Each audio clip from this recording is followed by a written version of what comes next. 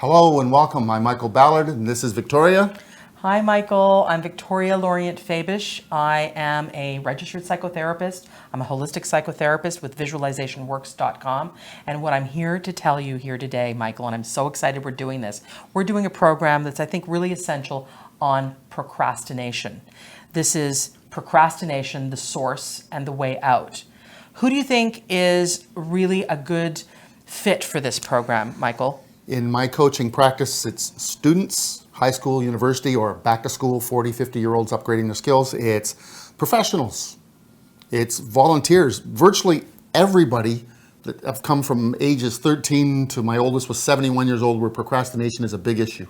I think that it is a huge issue for a lot of people. I think people are suffering from a world that is extremely busy and then not feeling like they can really be efficient in their productivity and then kind of going into a state of almost shock and not able to really accomplish what it is they're setting up for themselves. So I want to tell you that in this program, you are going to learn solid tools for actually getting out of this. We're also going to learn, what this is about, the psychology of procrastination and the biology of procrastination. So you can really understand what's going on with your brain. The brain science piece is really, I think, crucial for people to really buy into the notion that you don't have to do this. You don't have to be at the mercy of your procrastination habit, which it really is it is a habit. It's a rut. It is a rut, exactly. It's a habit. And we have to break the cycle. That's right. what you're going to do. So for me, and I think for you, Michael, who's an amazing resiliency coach, this is a wonderful program that is useful for both personal life, business life, relationship life. It really is quite a universal program. And so if you are a procrastinator, if you are someone who is having trouble completing projects that you have set for yourself, goals that you have set for yourself, and you feel bad about this is the program for you. So please sign up today. So many people think that procrastination is about perfectionism. I'm not going to do this thing unless I can do it perfectly. But what studies actually have shown, there was a study done at the University of Calgary, is that it's not about perfectionism necessarily. It really is about impulsiveness. Being sort of, I gotta get out of this feeling. I've got this bad feeling that's happening when I perceive this mountain I have to climb, this paper I have to write, this report I have to do, this thing I need to finish. It brings on feelings of uncomfortability, unhappiness, anxiety. I'm smiling because I'm checking all the boxes. Can you relate? Oh, painfully. And a lot of us can. And many of us will procrastinate a little bit. Many people will procrastinate so much that it becomes, a problem for their life. They can't actually function in their life. And so it isn't necessarily about perfectionism. It is about impulsiveness and we'll talk a little bit more later in the program as to why you're being so impulsive. And the truth is that one thing I really want people to understand, Michael, is that it's a habit. The more you procrastinate and allow yourself to procrastinate, the truth is that brain science tells us that the more you allow yourself to do something, the more you will do that thing over and over much more, with much more facility. So it's important that we are going to teach you about stopping that behavior, that habit, because the more you just let it go once, the more it's just easy. It's easier for it to happen over and over and over. And the truth is that procrastination is it's an addiction. It's habit forming, and people will, and I'll tell you why when we talk about the biology of it all, why it's so habit forming. But just understand that the more you do it, the more it becomes habitual, and the more it becomes almost like an addiction. So be cautious with that. Also, I want us to really talk and tell people about the fact that the procrastinative, impulsive habit is because we're looking to stop the feeling with short-term pleasure, right? When you're procrastinating, don't you feel a sense of almost pain, almost, self-loathing or whatever it is you're feeling? I'm thinking during my college days. Uh-huh. Oh, I've got the paper due. Oh, Oh, this is the big one for the final mark and grade, and it's 60% of my year. So, and then you're not doing that paper, what are you feeling? Oh, like I'm avoiding and I know better, but I can go to work and work an extra shift and make money, and I need money to pay for school. So you're actually taking the feeling that's negative self-talk, some self-loathing, some whatever deprecation, insecurity, whatever it is that's negative, and you're going, oh, I'm going to impulsively do something different because that will give me a good feeling. Absolutely. And people will today, they play Candy Crush or they'll watch television. They're basically trying to experience a better feeling to avoid that really negative feeling that the procrastination is bringing on. So I want you to think about that as you are, it's really important to analyze the feelings that come up when you're experiencing procrastination. So I tell people, slow it down and tell yourself or me or whomever I'm speaking to in my office, or write down, what am I feeling in this moment? What am I feeling in this moment? So it's opting for short-term pleasure instead of that sort of feeling, that negative feeling, so that self-loathing feeling. Also, there's a couple of feelings that people experience that I've heard and you've heard. Some would be, I'm not good enough. Yep. What's another one? Oh, well, you can't make me do this on this schedule. Right, so a bit of I rebellion. got other stuff going on. Okay. Well, Rebelliousness. Yes, absolutely. Rebelliousness. Yeah. Also, I don't measure up, so putting yourself down a bit, that's another one. I'm not smart enough for this, a cousin of the same thing. Absolutely. And then there's a hurt child aspect that shows up, feeling sorry for yourself, feeling like, I never get to do what I want. Maybe you're doing a job you don't want to do, or you're in school and you don't really like the program, or you really like the program but you don't like the work involved. That kind of thing. So that's where that's almost like it's not an adult concept what you're doing there. It's more of a child, and maybe even a hurt child, sort of feeling at the victim, at the mercy of all of this. I want to talk a little bit about that. A lot of this is also based in anxiousness and anxiety, feelings of, stress, stressors, anxiousness, norepinephrine, cortisol. These are all the biochemicals of stress and anxiety. And this is when like a fight-flight feeling is going on. I had a neighbor who used to overcut his grass and manicure the property. Yes. And at one point he said, why? Yeah. He said, my wife said it calms me down and I get things done then. So he said, this is my stress relief. Otherwise, I'll just walk in circles and get nothing done for work or home. Oh, there you go. So he's using his control of the grasping perfect to manage his feelings when he's procrastinating. And that got him to calm down, so then he could get to the tasks at hand. Well, that's very But interesting. she told me if he comes home and tries to do things, yeah, nothing happens. We get grouchy. We get grouchy. Yeah. So I want to also say that a lot of procrastination sort of can be based in childhood. Interestingly, the childhood is a very important thing to look at. I work with a lot of people who are doing family of origin work as a psychotherapist, and they may come from a family of origin that is really pressuring them to be a certain way or to succeed in a certain way. And also there is this sort of judgmentalness, criticism. They can't ever sort of measure up to what the parents are saying. And of course, we're not here to blame parents. Parenting is a really hard job, right? You have kids. It's a really, really hard job. But sometimes when you want a lot for your kids, you can maybe put a little too much pressure on them. And then some of the outcomes can be the kid feels like they have to put too much pressure on themselves, and then they end up procrastinating a lot and sort of just avoiding doing their work.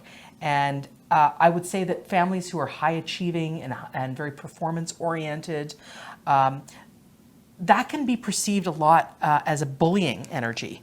Yes. Yes. And so we have these times where it's like, I can't measure up to family expectations. Yeah. I can't measure up to peers or teachers. So I'll just put it off. Well, that makes it worse. Yeah. And I think also, would you agree, Michael, that when we feel bullied on the outside, there's something that happens in our psyche where we bully ourselves. Because everybody else is piling on, so let's pile on ourselves too. That's right. We're doing a lot of that. So a lot of that is what I'm talking about that causes a person to want to say, that's it. I'm going to very simply avoid the work at hand. I'm going to impulsively do something that gives me pleasure, and I'm going to talk about more of what that biology actually looks like. Welcome back. In this segment, we want to talk to you about the impulsive avoidance loop. Yeah, the impulsive avoidance loop. So we have a whole biochemistry going on that you need to understand. All right, here we go. So what happens is that we see the project is too big. We see the project as a mountain to climb that we can't climb. We are not adequately chunking it down into sections. It's basically this big, overwhelming, scary thing to do. And what happens is our amygdala, which I'm going to show a picture of it, is a little part of our brain at the back of the brain. It's part of our most primitive part of the brain. And that amygdala operates in a fight-flight. So it rules our survival. And it actually reacts in 1/32nd of a second. That's how quick our amygdala shows up to react to whatever it is we're perceiving. Okay? So what's happening is we're saying, oh my gosh, this is too much to do. This is scary. This is big. And you're laughing because, can you relate? Guilty. Okay. On many accounts. Yeah. And so you really know this incredible feeling that shows up that is you can't think your way out of this feeling is the point. Okay? You can't, we need bigger techniques to change the feeling, but it's the, oh my gosh, I need to survive and I will do anything to stop this horrible feeling of, I got to get out of here. I got to stop this. So that's important for you to understand. And you're feeding it with negative images of the future. I'm going to be a failure. I'm never going to make it. My future is doomed. Everything is terrible. Or negative images of the past. I wasn't prepared enough for this. I don't have enough information. I'm not good enough. I'm never going to be good enough. So you're feeding it and you're feeding it and you're making the norepinephrine and you're making the cortisol and you're making all these stress hormones and biochemicals make that amygdala it's this amygdalian response to life. Fight, flight, fight, flight, fight, flight, and often freeze. Some people can't fight the situation or flee the situation and they'll freeze and they'll become paralyzed. Have you ever experienced paralysis? Well, that other course, I talk about frozen, flickered, or frenzied, and that's the frozen part because you get overwhelmed, and whether it's not getting out of bed or you're physically at work, but you're not moving forward because you're frozen. That's right. What's the next step? And some people deal with frozen as, surfing the net, Facebook, just doing, just all of this, anything to not be dealing with the thing I'm most afraid of. So the thing that is most important is that when you're going to Facebook or Candy Crush or anything but what it is that you need to be doing, you're actually bringing on this incredible feel-good hormone that we're addicted to called dopamine, which is pleasure, the pleasure hormone. Oh, I feel so good. I don't have to do this. It's this short-term gain, long-term pain because you're feeling good initially, but sadly, it leads to a lot of negativity because the dopamine you're feeling from doing that activity becomes eventually overshadowed by the stress and anxiety of not completing the activity you have to complete. So it becomes a real fight biochemically in your being. And sometimes people feel that they need to do more and more and more of the dopamine producing activity, like an addiction, in order to combat all of this cortisol, norepinephrine, and stress hormone. So the amygdala is this fight-flight mechanism in us that we have to really watch when we are in this productivity mode that we want to be in, because logic defies the amygdala, essentially. The fight-flight is happening so quickly, logic defies it, and we need to train the brain to do something that is counter all of this survival fight-flight instinct that is showing up as good old procrastination, the habit, the addiction, the thing that is extremely painful, and we're doing something to avoid it, to do something other than it. So we're going to give you some good tools shortly. In this segment, we want to talk about train your brain. Right. This is so important. We have neural pathways in our brain that are associated with anything we do over and over and over. And if you procrastinate over and over and over, you basically have the neural pathways that are associated with that, and it just becomes so much harder to shift out of it. But the good news is the brain is an elegant machine that will obey you if you train it to do something different. It's called neuroplasticity. Basically, the brain will do what you do over and over. So if you do something over and over, that's what the brain is reflecting in its neural pathways. If you do something different over and over, that is what the brain will also reflect in the neural pathways. So that's the excellent good news.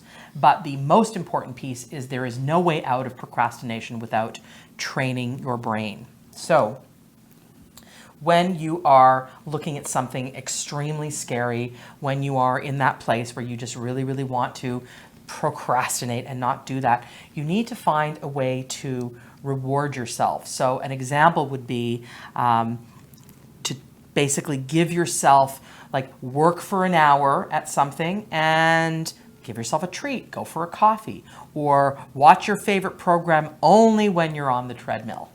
You know, only when you're on the treadmill is when you watch your favorite program. You basically say, I'm not going to watch this unless I'm on the treadmill. That's a way to do it. Also, the reward system.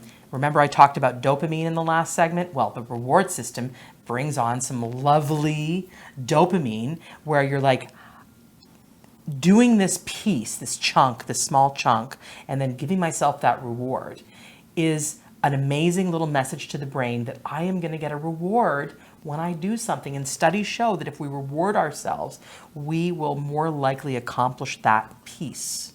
So just understand that there's biochemistry involved in reward as well. It's not, people say, oh, I'm not going to reward myself. I should be able to do this. It's self-bullying. No, don't think of it that way. Think of it as you're working with your brain chemistry in order to be most effective at completing something. It's a healthy, integrated approach. Right. One of my mentors, Trevor, thank you, Trevor Hunt, told me that, Michael, dealing with procrastination, he said, it's just a story, it's not the truth, but how do you eat an elephant one bite at a time? So he said, acknowledge you got the big thing that gets to be done, and then break it down. You don't have to break it down perfectly. Just say, big stuff. So taking a big mountain, a big scary thing, and chunking it down into small bite-sized goals is extremely crucial as a tool. And sometimes people will self-bully themselves and say, oh, I should be able to do this all in one. What's wrong with me? Don't do that to yourself. The truth of the matter is that your brain, when it's operating in fight-flight mode, it's not operating on a logical basis at all. It's simply reacting, as I said, 1/32 of a second. It's going, ooh, that's scary, and boom, I go into avoidance. So instead of making it afraid, you're going to go, oh, I'm afraid, it's so big. You're going to dialogue with that aspect of you that's afraid, and you're going to say, this is too big. Let me chunk it down into, 5 or 6 or 10 bite-sized little chunks that, of course, like I mentioned earlier, you reward yourself at the end of each chunk. Does that make sense? You break it down, and then you reward yourself at the end of each chunk.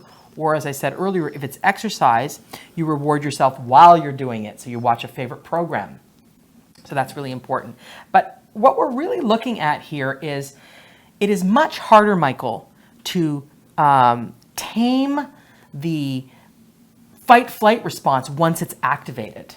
So once that amygdala, that part of the brain, is activated, it's really hard to bring it down. It's a lot more effort to bring it down. It takes flight. Well, once it takes flight, it's hard to land it. Exactly. So what we're talking about here today is really preempting it. We want to head it off. We want to calm the fight-flight response, calm the brain, calm the amygdala before it takes off, before it perceives the thing as scary. So make it your job to know that you are someone who is impacted by big projects and you're going to avoid it and procrastinate. Make that your job to know that about yourself. It's as if a person had diabetes, they wouldn't just ignore that they have diabetes. They would say, I've got to take care of my diabetes, or I've got to take care of my depression, or I've got to take care of whatever. You have procrastination. Take care of it. That's what I'm asking you to do, and head it off preemptively so that you're already planning I got to break this thing down. I got to reward myself. And then the next piece, which I really want us to talk about, Michael, is how to tame that anxiety. And so we need some exercises. Yes. You have a good one. I just want to say that it's easier to stay calm before the big reaction. So tell me, you've got a great breathing exercise that I want us to tell people about. And I want to share it with you, but I want to say, as I do it before I need it. Before you need it, exactly. It's like drinking water before you're thirsty.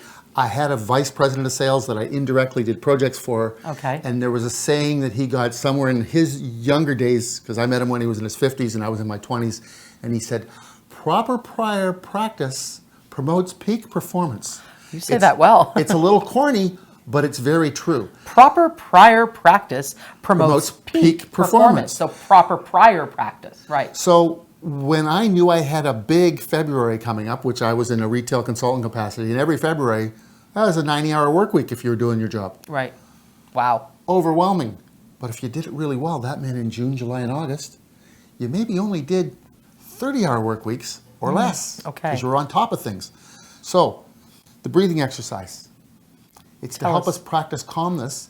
But as I practice the calmness, I imagine myself doing the very thing that makes me uncalm. So I'm visualizing. You know lots about that. Yeah. I'm visualizing. So here it goes. So you're visualizing what? You're visualizing the scary thing, the thing that promotes anxiety while you're breathing to promote relaxation. Okay, before you go forward, I just want to tell folks that this is so crucial what Michael is talking about. When I work with trauma, I work with relaxing the person while telling me the trauma story. And we are rewiring the brain to be attuned to calmness while perceiving or talking about something that's extremely scary. So this is what you're talking about. Exactly. Okay, excellent. So this is a breathing exercise I do all the time. Sometimes because little stuff is going to happen and I want to be at my best, and sometimes big opportunities, Right on. or sometimes scary things. Right. So here we go. I feel safe. I'm going to roll a situation in my brain. You roll a situation in your brain. I'm going to breathe in on 4. And then I'm going to hold on 4. Then I'm going to breathe out on 7, 6, 5, 4, 3, 2, 1. And I'm going to feel heavier, a little more relaxed, a little warmer. And I can feel the chair I'm sitting pushing up, supporting me, because during that time it's like gravity, just got a little heavier. This is so powerful, Michael. So as we're visualizing the thing that makes us nervous, that makes us want to escape, instead of escaping, you give yourself the beautiful, luxurious, slow breathing, which on a biochemical and a biological basis, what you're doing is you're stimulating the parasympathetic nervous system, which is our relaxation response. That's so important. And you're also bringing on the beautiful biochemistry of, dopamine, because it's pleasurable, a bit of dopamine, but also some serotonin. And you're just, the biochemicals of calm are starting to flood your system. You know, the fastest way to reverse anxiety is simply to force yourself to slow your breathing down, which is what you just did for us. Yes, so I have another one for you to share. Great. And this is... You ready? Here's a good one. This is to use your imagination again. Okay. And we're role-playing. And so in role-playing, you don't have to move, you just have to think you're moving. And I want you to do some small movements. And I'm practicing on meditative walking, but I'm not leaving my chair. So you're imagining that you're walking. And I'm walking beside a favorite stream. Oh, beautiful. A little bit of water sounds because it moves really slowly. Nice. And I don't want to go beside the river down the road where the water moves quick. I got to go to the stream up north where it's slow. And so I'm walking Slowly. on a warm summer day with a little breeze. I've got my eyes open because I want to stay safe in my chair. but it's calmness. I can feel my heart rate dropping down. I know for a fact, because I've had my doctor measure it, my blood pressure goes down. And I only have to do it now for 15 seconds because I practiced for 10 and 20 minutes at a time several years ago. Because for people who've watched other videos of us, I had a 7-year cancer battle. I didn't wish to live in anxiety every day. Right. With heart palpitations, you could see my t-shirt move. Right. Stressed. So I learned these skills and they So really good. help. They help in business, personal life, parenting. And this is just so powerful because we are attuning ourselves to a more relaxed way of relating to our projects, to our life goals, to our big accomplishments that we want to have. And we're much gentler in terms of how we approach that. So that is a very powerful technique for our viewers. We need to tame our inner bully. You know, this inner bully, I believe, is extremely responsible for a lot of people who are procrastinating. Either they learned to be sort of a bully to themselves as children, whether it was the family of origin, the family culture, the way the family culture, a lot of criticism and judgment, or maybe they were bullied in school, or maybe they're just really hypercritical of themselves. And I call that the inner bully. And I want to teach you now a technique to transform the inner bully into a supportive coach. So we have many parts, we have our inner child, we have our bully, we have our rebellious side, we have our hurt teenager or rebellious teenager, we have our balanced adult. We have many parts. And what is ideal in psychology is to bring all of those parts and integrate them into ourselves so that these are not rogue parts running the show. We don't want like a 5-year-old, hurt, rebellious aspect of ourselves to run our life and make choices from that place. So this work right now is about transforming that inner bully that is running your life and causing you to procrastinate and causing you to be sort of in a habitual tendency around this pretty destructive pattern that makes you basically not accomplish what you want to accomplish in life. So this part of us, I just want you to just imagine, sort of sit down right now as I'm speaking and write down and really sort of write down some of these questions that I'm going to pose, okay? And the only way that you're going to be able to really, really transform this part of you is if you befriend this part of you. A lot of people... Big deal. Yeah. Make friends with it, don't fight it. That's right. What you resist persists.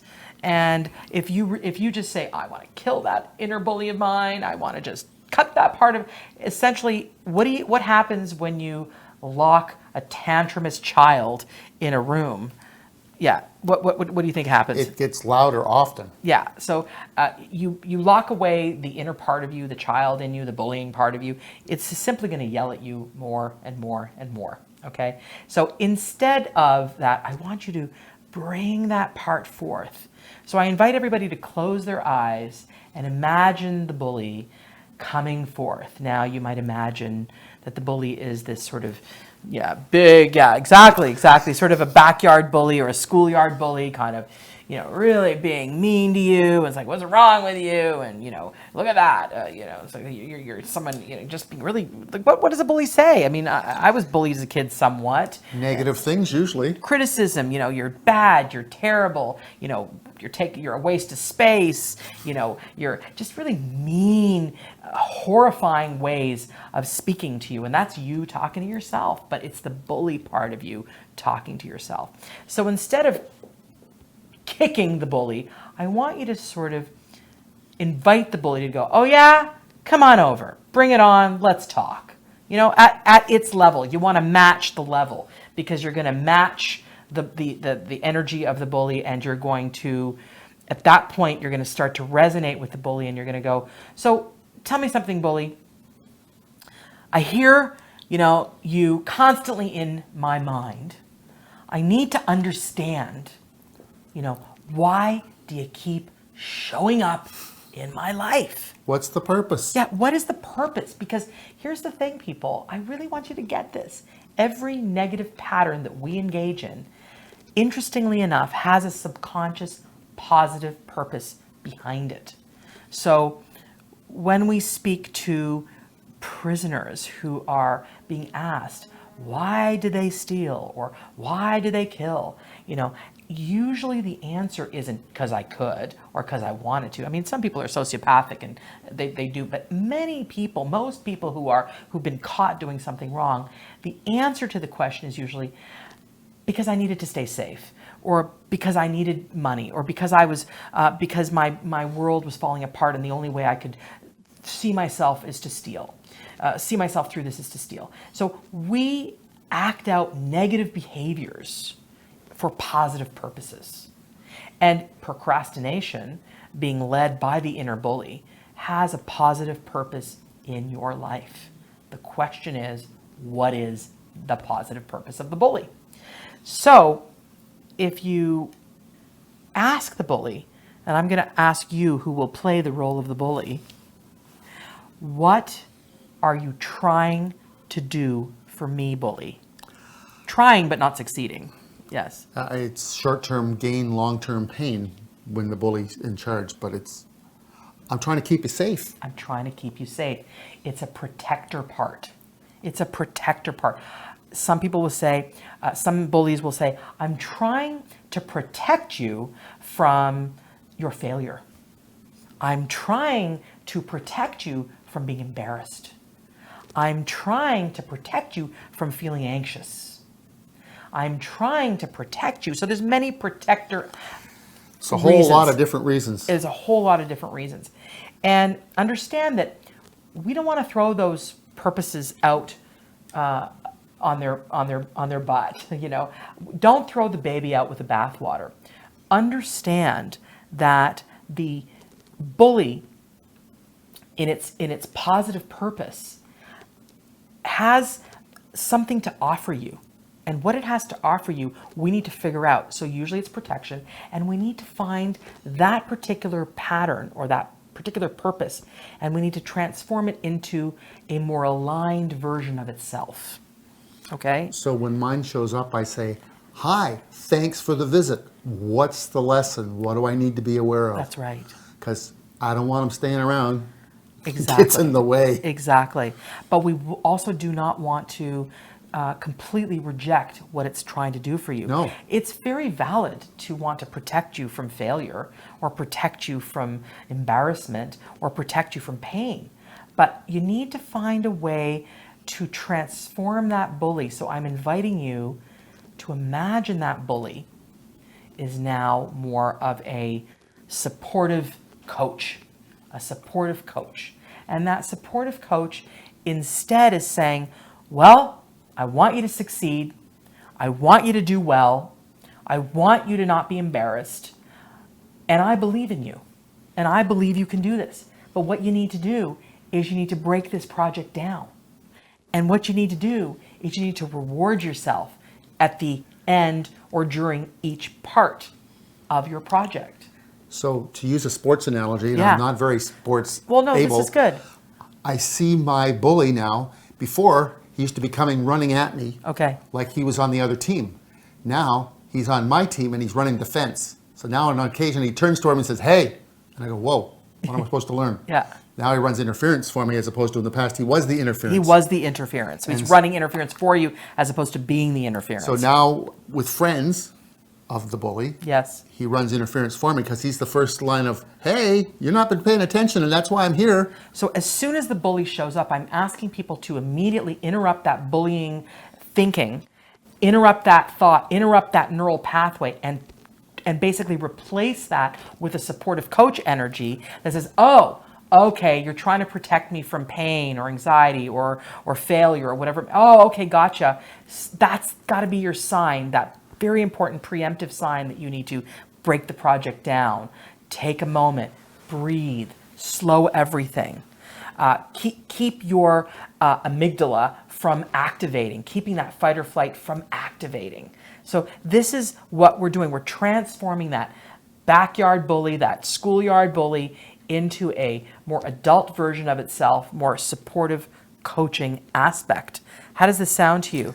It works because my defense versus offensive Yes. bully, Yes. having a defensive bully who runs defense for me Right. as my early warning, Yes. is exciting. Yeah. Still not fun to have him show up because it means I haven't been paying enough attention. Well, but let's just encourage him, the supportive coach aspect, to say, I appreciate that you're showing up, and please keep showing up, because the more the coach shows up, the more you're transforming your habit, and probably it'll become a lot easier to have that habit not rule your life. And it'll be less and less necessary the more you transform the habit. But initially, really, really, really work with this inner bully and write down the question. And I'll have it in a PDF form as part of this this program, so you can follow along. But just write this down. What are you trying to do for me? What are you trying to do for me? What is your positive purpose in my life? What do you seek to accomplish by constantly being in my life? And have those answers be these lead statements to really fuel that inner coach in you. It's trying to protect you. It's trying to, keep you safe. It's trying to make you feel less embarrassed. It's trying to make you feel less anxiety. All of those. And then you want to visualize this positive coach essentially saying, you are precious to me. You are important to me. You matter to me. You got this. I believe in you. You're worth it. You can do this. These are the kinds of words the coach says. And builds you up and helps you with focus. Builds up your self-esteem and helps you to really focus yourself. I like that. I like Yes. that. And also, when you're doing all of this, you're calming down the fight-flight. You're essentially hushing that amygdala part of you, that survival part of you, and you're preempting it from getting to or even starting its activation by calming everything down. Make sense? Absolutely. And it works. It does. It really does. For me to take my coach from being your my football your bully, bully in my face saying, hey, meathead, yeah, to, hey, I can do this, we can do this, but it's not working right now. You're procrastinating. So, okay, Oh. so calm down. You don't have to procrastinate. You can just chunk it. You can take things. You can break it down. You can reward yourself. You deserve space. You deserve time. You deserve to be loved. You deserve to be calm. It's okay. That mentor I mentioned earlier, Trevor, Yes. how do you eat an elephant? One bite at a time. Michael, we hired you because you're smart enough. Yeah. We're just giving you more tools. Oh. 3 more tools to help you with procrastination. The first one is push it through. The second one is this too shall pass. And the third one is what's your environment? So the first one is push it through. So, essentially it is really a good message that you give your brain to push through the project. Break it down, reward your system, but keep moving forward. The feeling of completion will stimulate the dopamine, the pleasure principle, the pleasure biochemicals. Yes. So push through to complete. The completion piece is going to make you feel amazing, and understand there is such value in that. And sometimes people say, well, I don't want to push it through until it's perfect. No, go through it once and then give yourself the opportunity to go back and look at your thing, look at your project, whatever it may be, check for mistakes, correct it. I wrote 2 books, in 3 years, a little bit crazy schedule. But one of my best pieces of advice that was given to me by my editor was just get that first draft down. You can't edit and create at the same time. I procrastinated so much initially. I really, really did. Initially, there was so much procrastination. But what I was really well served by was someone saying, just stop editing. Just get the creative process down, put it down, and then go back and edit after. And that was some of the best advice, because I was, writing 2 pages and then editing, and then writing 3 paragraphs and then editing.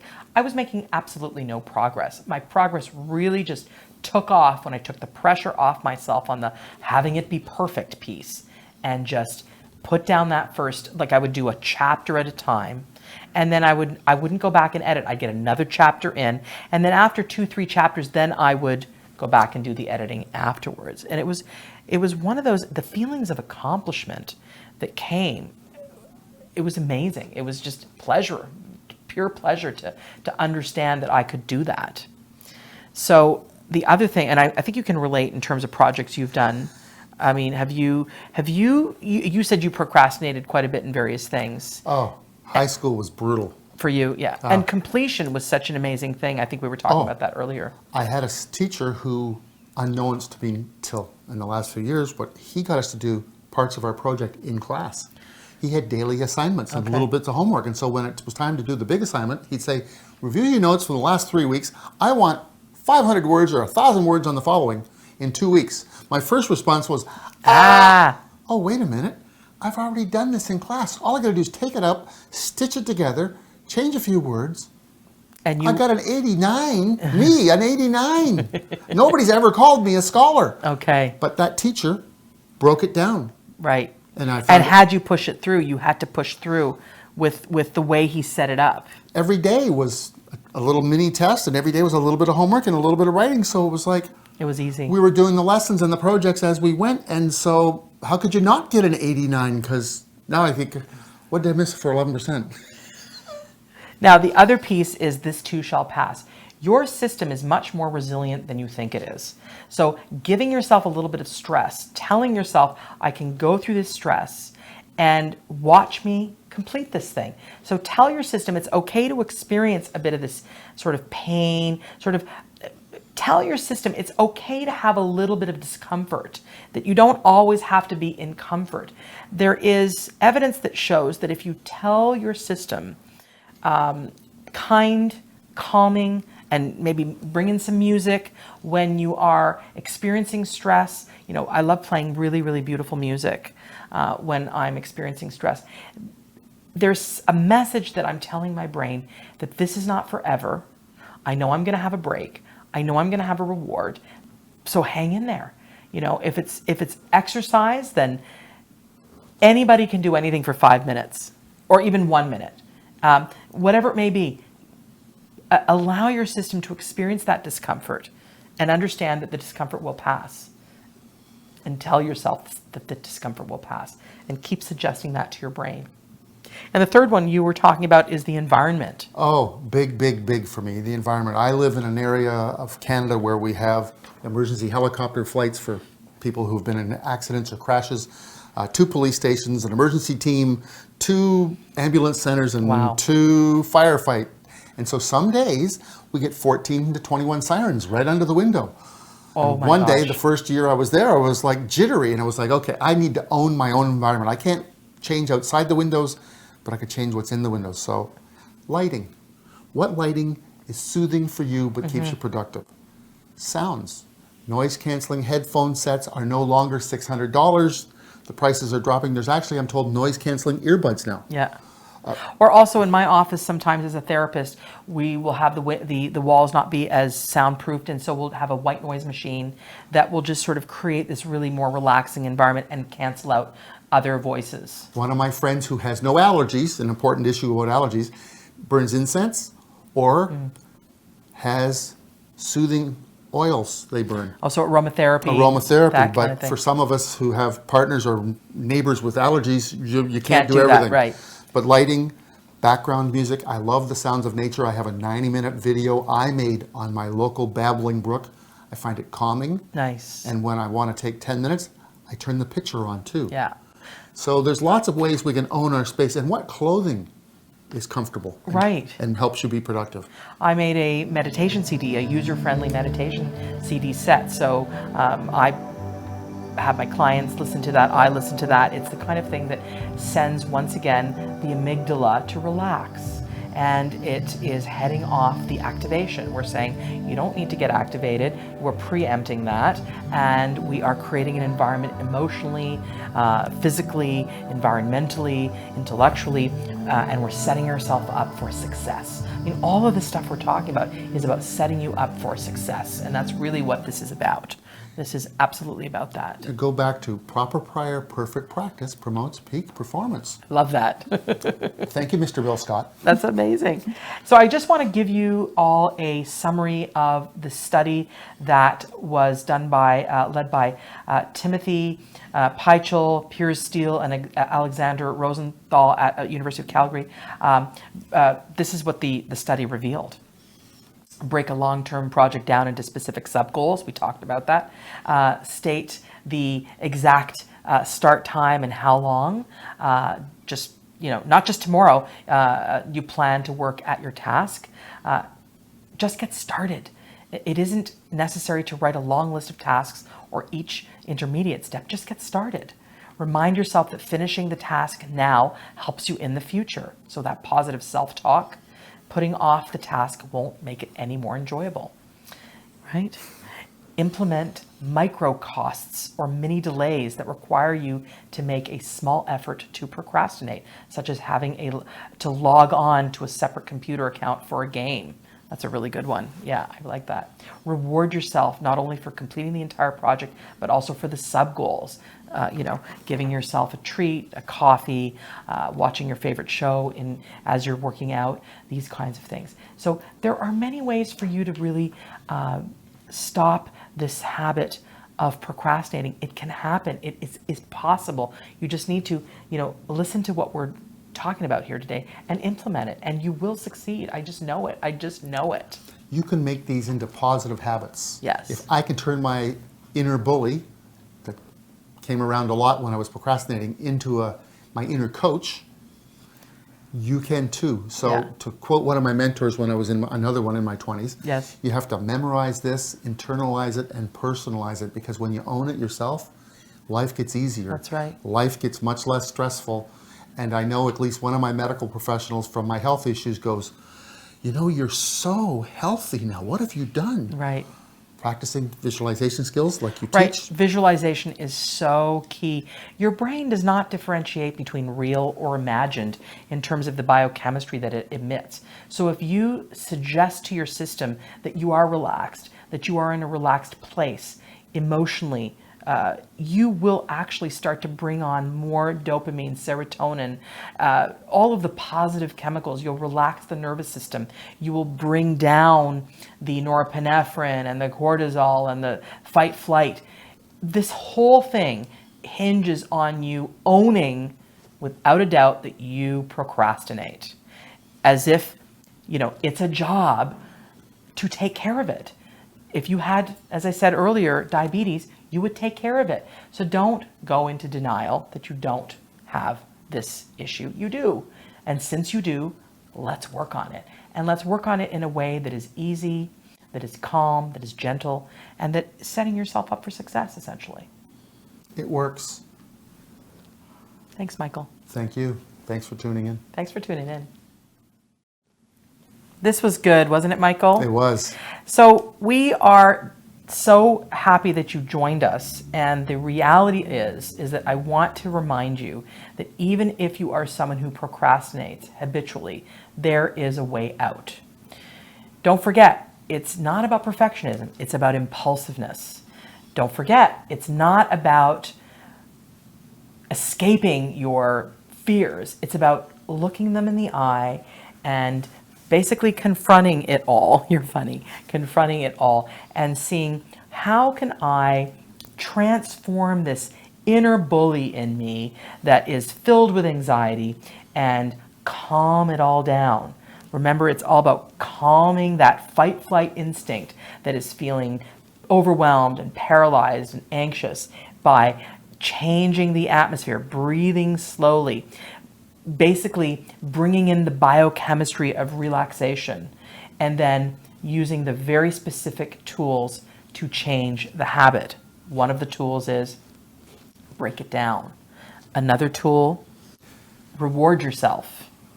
Another tool is basically change your environment so that your environment is positive, so that you can operate in a way that is comfortable for you.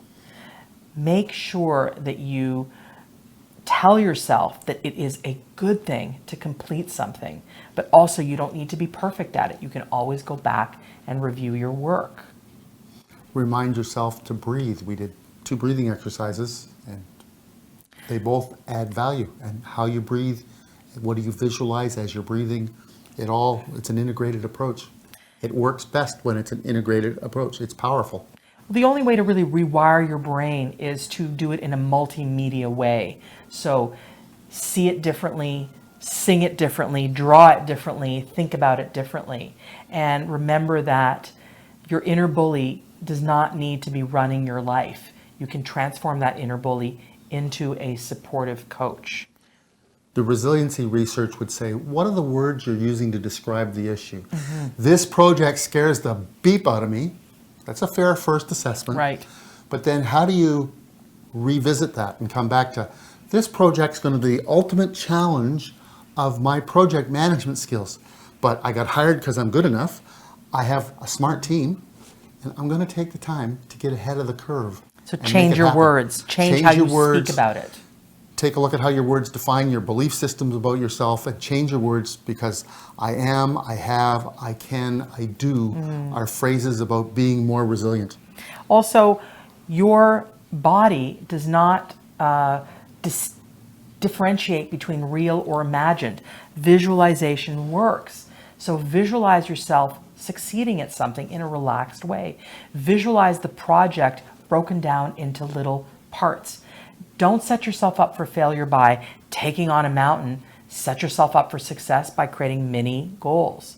Also, stimulate the pleasure principle by making sure you create nice rewards for yourself, including the reward of completion. Really intellectually and emotionally buy into the notion that to complete something is a good thing, is a pleasurable thing for you. And that's really what we're talking about here. Procrastination is very, it's something that you must not be in denial about. You have to understand that it is something that you have. Don't deny that. If you wouldn't deny that you have a disease and you would treat that disease and take care of that disease, similarly, don't deny this emotional habit that becomes like an addiction to people, and really tackle it head on. And the thing that is most important here is it is possible. And all of this is based in science. It's all based in science, and it works. And it really works. works. Yeah. Yep. So I'm Victoria Lorient Fabish. I'm a registered psychotherapist, a holistic psychotherapist. My website is called visualizationworks.com. And this is Michael Ballard from resiliencyforlife.com. wonderful. So until next time, imagine yourself with more resiliency and less or no procrastination. That's right. So wonderful to know you and be with you. We'll talk to you soon. I want to talk about an exercise for managing our energy during a crisis, during a big stuff event that's happening right now. You can practice in advance, yes please, but know that it works very well when there's something big happening at the moment. So it's a process and a skill set for staying calm and clear-headed during challenging situations. It's used by military, first responders, emergency room professionals, but I want to bring it to you so you can use it as well. There's many variations. Here's the one I like. So, like belly breathing, breathe in on 4. No pause. Exhale to 7, 6, 5, 4, 3, 2, 1. Do this for not just 1 or 2 times, 5 minutes. 1, 2, 3, 4, 5, 6, 7. In 1, 2, 3, 4, 5, 4, 3, 2, 1. Minus 1, minus 2 for 7. Repeat the following affirmations. My mind and body are calm, clear, and relaxed. I feel heavy and warm with each breath, And with each breath after that, I feel heavier and warmer. So one more time, turmoil breathing. In on 4. Out on 7, 6, 5, 4, 3, 2, 1. 4 in, no holding, out on 7. Make sense? You'll find that if you practice this before you need it, I found it good for helping students with test anxiety.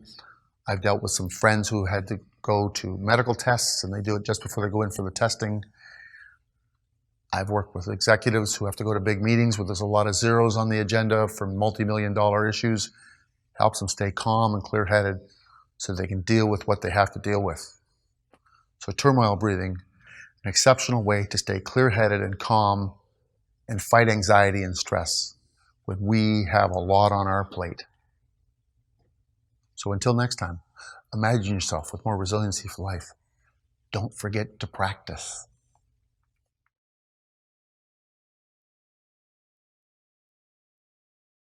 In this exercise, I suggest seated. Now, you don't have to have fashion socks to do this one, but it is fun. Get it comfortable. Sit up reasonably straight. Sit like this or cross-legged, your comfort zones. Back against the wall, middle of the room, doesn't matter. Hands on your lap, palms up. Lift one hand up to shoulder height and inhale. Then other hand goes up, the other one goes down, exhale. How fast you do it will determine what energy level you achieve. So quickly, my energy goes up. Woof. Again, not while driving. Now, slowly, and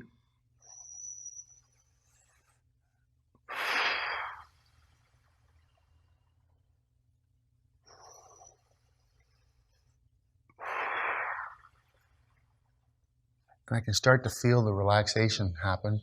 And it's like gravity's getting stronger and pulling me down, pulling me down. So lifting breaths, simple to do, powerful results. Lifting breath.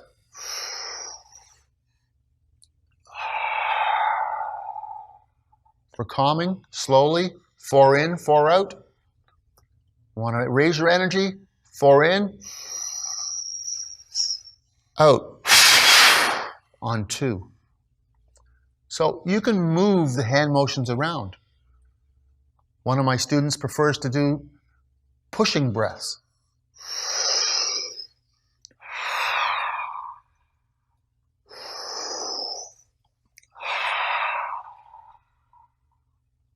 I do like bringing the arms back.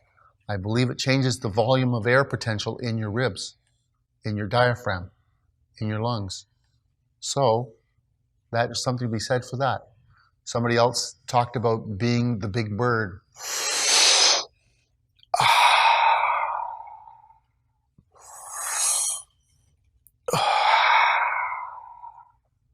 It all builds your repertoire of skills to break the energy cycle you have to the energy cycle you want. In slowly, out quickly, raises your energy. In slowly, out slowly, stabilizes and gently lowers it. In slowly and out very slowly, really slows us down. So, lifting breaths.